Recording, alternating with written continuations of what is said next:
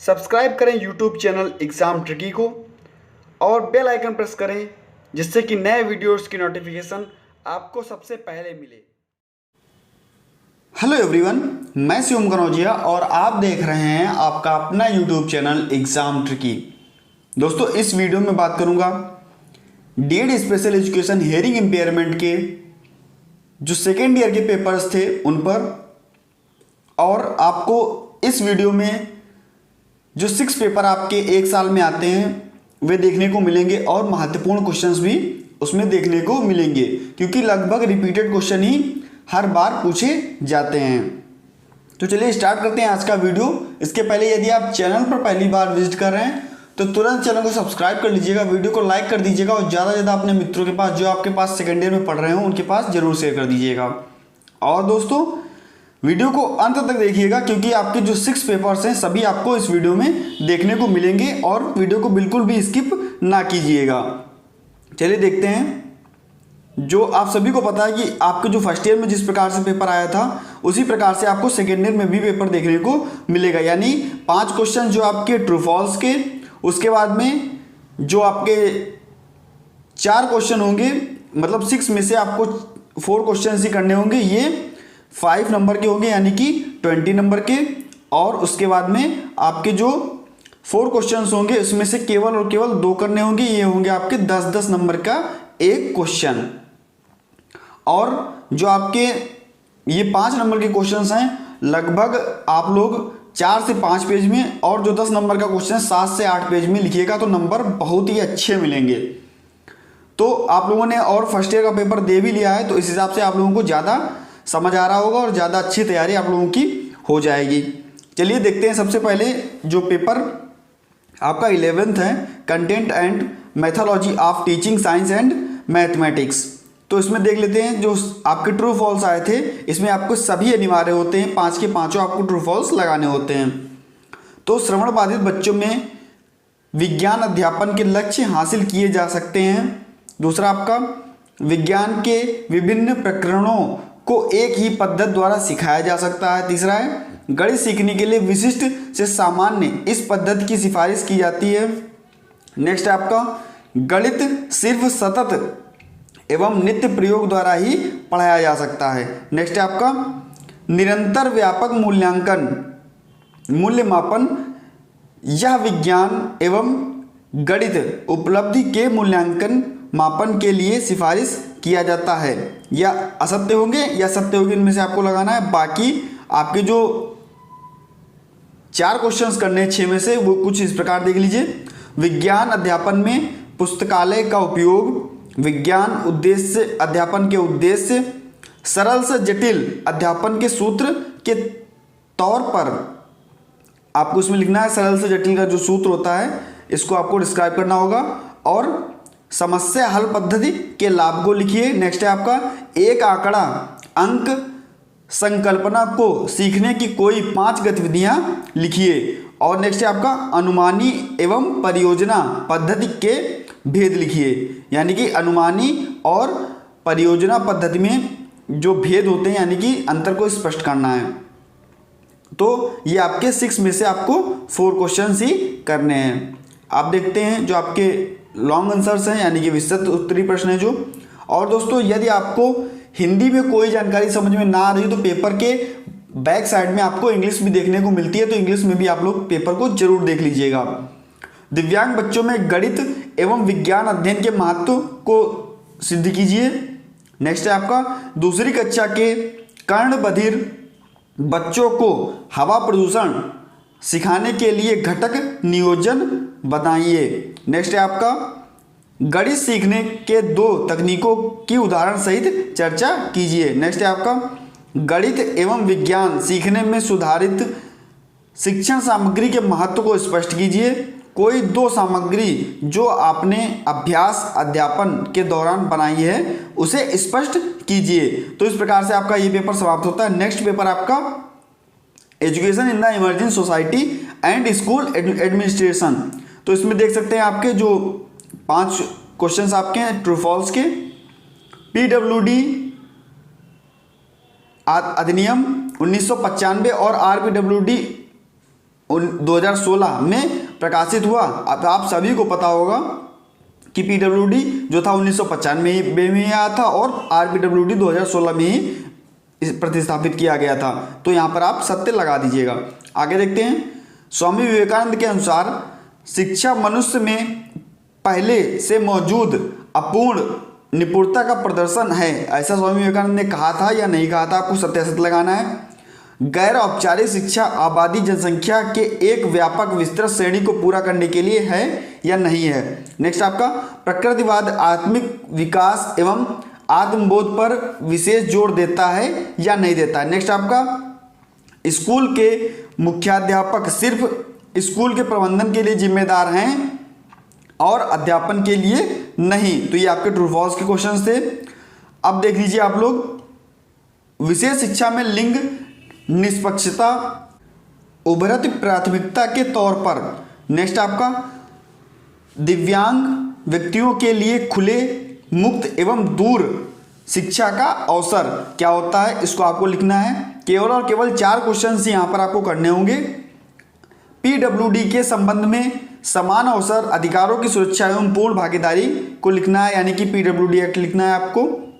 Next आपका school मुख्याध्यापक में कोई 5 कर्तव्य एवं जिम्मेदारियां लिखिए। सीसीई स्वरूप एवं महत्व, सीसीई पैटर्न क्या होता है उसका स्वरूप और महत्व लिखना है। विशेष शिक्षा में कोई 5 उद्देश्य लिखिए। नेक्स्ट देख लीजिए जो आपके 2 क्वेश्चन 4 में से करने हैं। शिक्षा के स्वरूप एवं उभरती प्राथमिकता की चर्चा कीजिए। विशेष शिक्षा के दर्शन शास्त्रीय आधार के बारे में लिखिए। नेक्स्ट आपका भारत में दिव्यांग व्यक्तियों से संबंधित कोई 2 कानूनी ढांचों के बारे में विस्तार से लिखिए और स्कूल व्यवस्थापन को परिभाषित कीजिए, यानी कि स्कूल मैनेजमेंट को परिभाषित करना है और स्कूल व्यवस्थापन में कोई 5 सिद्धांत को लिखना है। अब देख लेते हैं जो नेक्स्ट पेपर आपका content and methodology of teaching social science. तो यहाँ पर देख लीजिए किलपैट्रिक जो आपके सही गलत के क्वेश्चंस हैं। किलपैट्रिक यह परियोजना पद्धति जो किलपैट्रिक थे वो प्रोजेक्ट मेथड का संस्थापक हैं या नहीं। दोस्तों संस्थापक हैं। किलपैट्रिक यह अनुमानित पद्धति के संस्थापक हैं। नेक्स्ट है आपका सामाजिक अध्ययन यह सामाजिक विज्ञान का एक हिस्सा है। नेक्स्ट आपका स्वयं अध्ययन छात्रों के पारस्परिक क्रिया को अधिकतम अवसर प्रदान करता है। नेक्स्ट आपका मियादी बौद्धिक, यहाँ पर बौद्धिक होगा, कक्षा परीक्षा यह रचनात्मक मूल्यांकन का उदाहरण है। नेक्स्ट आप देख लीजिए अध्यापन के कोई 2 सूत्र लिखिए और परियोजना पद्धति यानी कि प्रोजेक्ट मेथड के गुणों को लिखना है। और नेक्स्ट है आपका पाठ नियोजन, इसको लिखना है और इसमें से केवल और केवल आपको 4 ही करने हैं, इसलिए जो आपको अच्छे आ रहे हो क्वेश्चंस वही कीजिएगा। सामाजिक विज्ञान के पाठ्य पुस्तक में विषय वस्तु की व्यवस्थापन को लिखना है। नेक्स्ट आपका वर्ष योजना को लिखना है। नेक्स्ट आपका सामाजिक विज्ञान के अन्य विषयों से संबंध सहसंबंध को लिखना है। और आपके 4 में से कोई 2 क्वेश्चंस सामाजिक विज्ञान सीखने में कोई भी 2 पद्धतियों के फायदे और सीमाओं की चर्चा कीजिए। नेक्स्ट आपका श्रवण दिव्यांग बच्चों के लिए आप सामाजिक विज्ञान के पाठ्यपुस्तक का आप कैसे अनुकूलन करेंगे या उदाहरण के द्वारा स्पष्ट करना है। नेक्स्ट आपका सामाजिक विज्ञान के पाठ्यपुस्तक के लिए अध्यापन सामग्री की योजना तैयारी और रखरखाव पर चर्चा करना है। नेक्स्ट आपका योगात्मक और रचनात्मक मूल्यांकन के भेद लिखना है। मूल्यांकन जरूर तैयार कर लीजिएगा, हर बार पेपर में पूछा जाता है। नेक्स्ट आपका जो पेपर है देख लीजिए, इसके जो क्वेश्चंस हैं इस प्रकार से हैं। जो सही गलत आपका है, संपूर्ण से अंश भाग यह एक शिक्षण सूत्र है या नहीं है। नेक्स्ट आपका नियमों के अनुसार मापन यह वस्तुओं को आंकड़े नियुक्त करना है।